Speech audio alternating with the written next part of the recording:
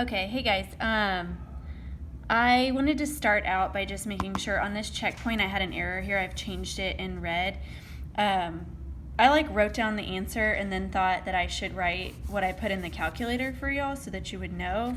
And I was copying it from this example that we had done.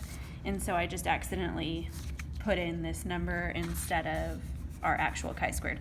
That number should be whatever your chi-squared is, just like in the picture here.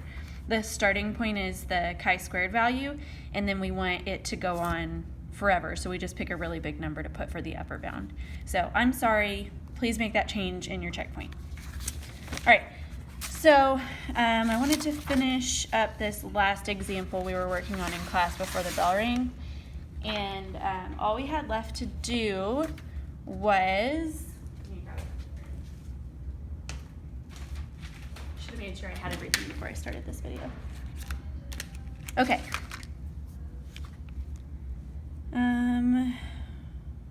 We already did this, but I think I cleared it out. So, oh, that's right. I was telling y'all at the very end of class that the p-value that was given in the calculator, to be really careful because it actually is approximately 0. And it was like 8 point something, but then if you checked, it had times e to the negative 14 or something ridiculous. Let me see if I still have it in this calculator. Yeah, there it is. Okay, so this is what I'm talking about. If your p-value is more than 1, that's not the p-value. I don't know if you can see this, the way it's coming up right here, but it says e to the negative 10. That's scientific notation. That means that it would be 0.0009 zeros and then 845. So that's approximately 0 if you have a decimal that starts with 9 zeros.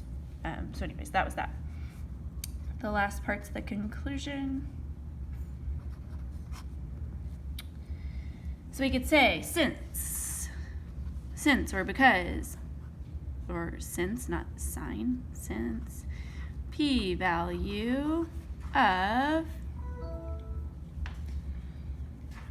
approximately 0, just talked about that, is less than our alpha, which was 0.05, we reject H null.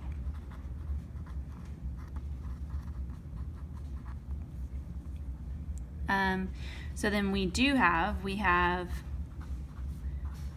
convincing evidence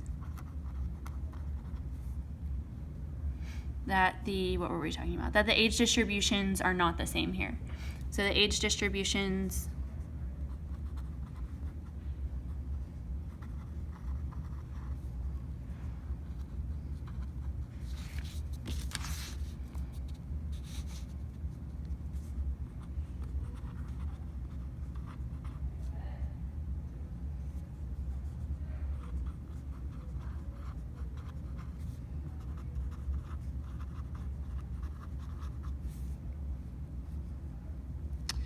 answer what we're talking about, landline telephone surveys,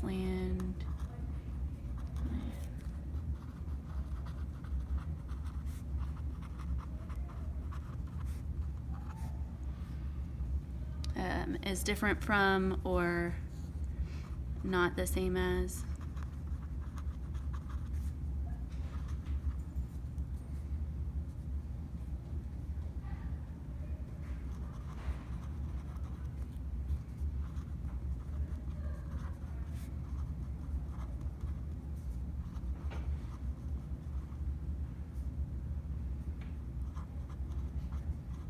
Over the age of 20, whatever.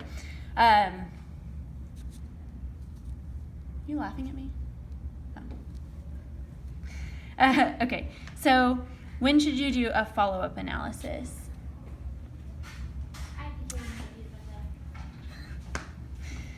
We're in the middle of a video. Good statisticians should perform follow-up analysis anytime there's a statistically significant, okay, I'm gonna write this.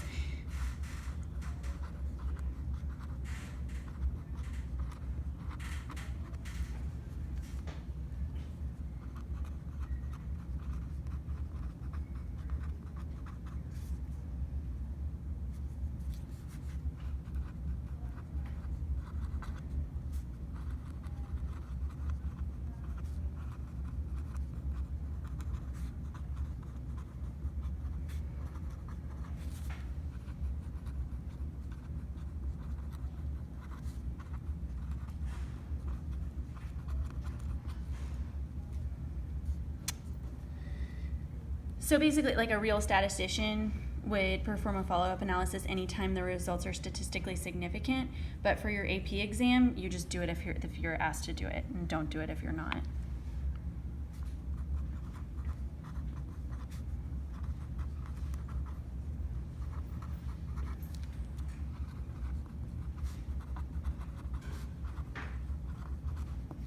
Okay, but how? You look for the category with the largest deviation.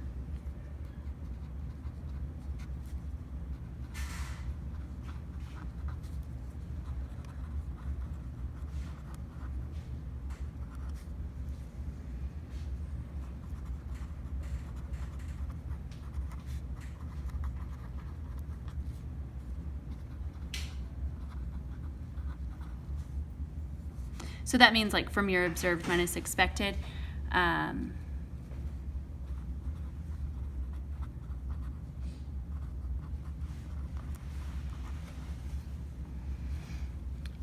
And in what direction? Like when you did observed minus expected, was it positive or negative?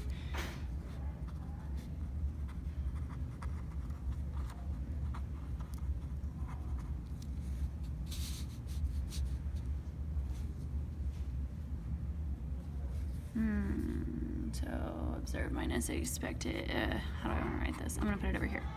Okay, so what I mean, like if observed is greater than expected, then you would get a positive answer when you subtract them, right? Observed minus expected. But if observed is less than expected, you would get a negative answer when you subtracted them. So like the largest deviation, I'm talking about whose absolute value is the largest, and then denote whether that difference is positive or negative. So the calculator components list can help you, and this is how you do it in the calculator.